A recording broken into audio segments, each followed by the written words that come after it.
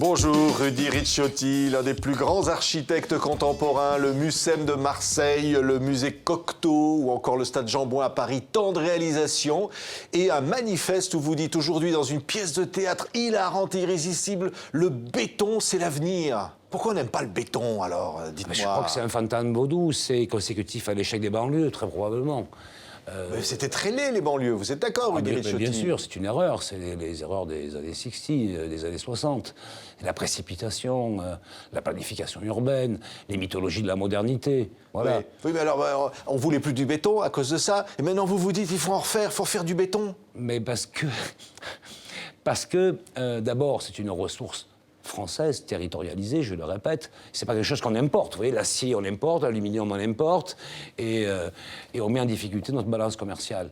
Donc c'est pas mal de travailler sur une chaîne courte de production, qui d'ailleurs est très favorable pour réduire l'empreinte environnementale. Oui, mais alors tout le monde est contre vous, Rudy Ricciotti. On vous dit c'est pas possible. D'ailleurs, dans cette pièce, on le voit bien, c'est un procès qu'on vous fait. Ben oui, mais enfin, vous avez vu, je le traite un peu sur un mode un peu shakespearien, c'est-à-dire pour élargir la réflexion autour de l'art de bâtir et parler non seulement des mémoires de métier qui se renouvellent sans cesse, de ce transfert des mémoires, mais également des situations cocasses, d'incompréhension totale que le monde de l'économie de la construction rencontre au quotidien. Oui, pourquoi? Vous dites le béton est de gauche, par exemple, non? Le béton est social, le béton, c'est le peuple.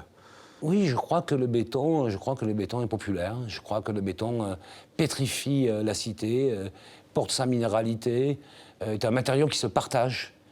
Surtout, en tous les cas, est un matériau de redistribution des richesses. Voilà. Oui, mais pourtant, vous vous dites, je suis un réactionnaire de l'architecture. Alors oui, je dis que je suis... Vous l'avouez, hein? Oui, je dis que je suis un réactionnaire, maniériste, provincial, petit bourgeois. Vous imaginez quand même, je vais jusqu'au bout, jusqu'à l'extrémité. Quand je dis réactionnaire, c'est-à-dire réactif au mythe de la modernité. Et parce que je crois que la modernité est un projet achevé. C'était un projet de rupture. Et aujourd'hui, l'architecture a pour objet de fabriquer du lien, de fabriquer du tempérament, de fabriquer du récit, de la narration, du sens.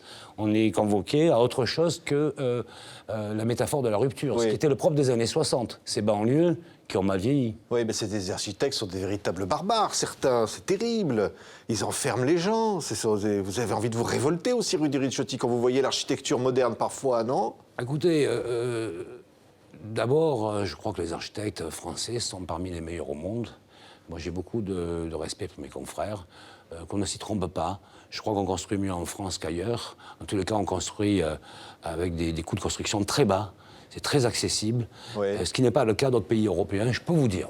Je peux vous dire que parfois, on peut multiplier par 2, par 3, par 4 les coûts de construction. Je pense à l'Allemagne, à la Suisse, à la Belgique, Ça, c'est bien, à la Hollande. Bah oui, quand même. Mais en même temps, c'est dire que l'architecture peut être populaire. Et alors, le Mucem, par exemple, à Marseille, c'est la grande réalisation. C'est extrêmement populaire, c'est un succès fou. Le Mucem est populaire parce qu'il propose une porosité spatiale autant qu'une porosité imaginaire. Une porosité spatiale sur l'horizon métaphysique de la Méditerranée, cette couleur changeante, bleu outre-mer, gris acier, rouge au soleil couchant, et met en scène ce panorama. Donc c'est une porosité spatiale et en même temps, c'est une porosité imaginaire parce qu'il ouvre sur la culture du voyage, sur la culture du récit.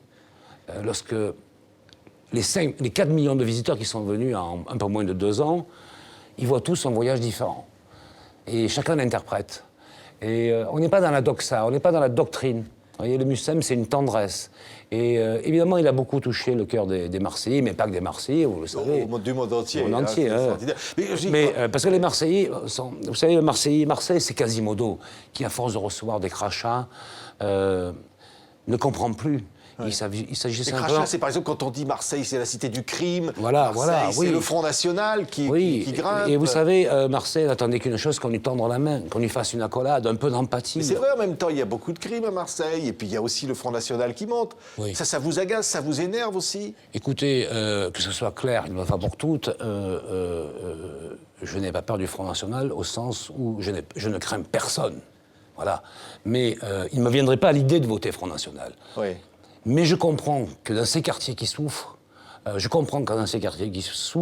le peuple s'exprime avec rage. Et il faut l'entendre. Et la violence des quartiers fabrique le Front National. évidemment, de la même manière que le discours politiquement correct que nous avons tous collectivement mis en place et qui nous rend collectivement responsables participe de cette émergence. Et vous savez, je ne crois pas que de fustiger sans cesse les électeurs du FN à Marseille, qui représentent plus de 40% des électeurs. Il faut leur dire quoi alors, Rudy Ricciotti? Il faut leur dire qu'ils se trompent, il faut leur dire que c'est pas la solution. Il faut leur dire qu'ils se trompent, et surtout il nous faut nous aussi faire un mea culpa et bien comprendre que ce n'est pas en fustigeant les autres qu'on se fait un bénéfice éthique, moral et vertueux. Ce n'est pas vrai, c'est sans preuve, parce que cette manière de tabasser sur les autres, c'est une manière d'être vertueux sans preuve. Vous avez dit dans une interview, c'est quand les bandits se tuent entre eux à Marseille, c'est pas plus mal, ça nettoie. Oui, c'est vrai, je l'ai dit sur France Inter, ça a fait un scandale, mais je peux vous dire que c'est ce que les Marseillais pensent. C'est ce que les Marseillais pensent. Vous savez, les familles maghrébines des quartiers à Marseille souffrent énormément, ne se reconnaissent pas dans ce banditisme.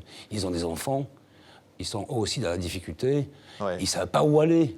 Ils ne savent pas où s'enfuir. Et je crois que c'est très important que la police fasse son rôle avec la plus extrême fermeté dans ces quartiers. L'architecture doit apaiser tout ça. Elle peut réussir, Rudy Ricciotti, c'est votre rêve. C'est qu'une œuvre d'art, finalement, réunisse tout le monde, apaise la société. Écoutez, je ne voudrais pas que, comme le disait Fouché à propos de Napoléon, il disait, écoutez, ce n'est pas moi qui ai trahi Napoléon, c'est Waterloo. Moi, je crois qu'il faut que l'architecture ne soit pas aussi le Waterloo de la société. Et je crois qu'il faut que l'architecture remplisse son rôle plastique, son rôle poétique. C'est ça son destin. Ouais. C'est ça aussi son destin. Et pas uniquement fabriquer des objets fonctionnels et sortir des mythes d'une modernité asséchée, sévère. C'est le cas aujourd'hui. C'est ça l'architecture aujourd'hui, c'est les mythes asséchés.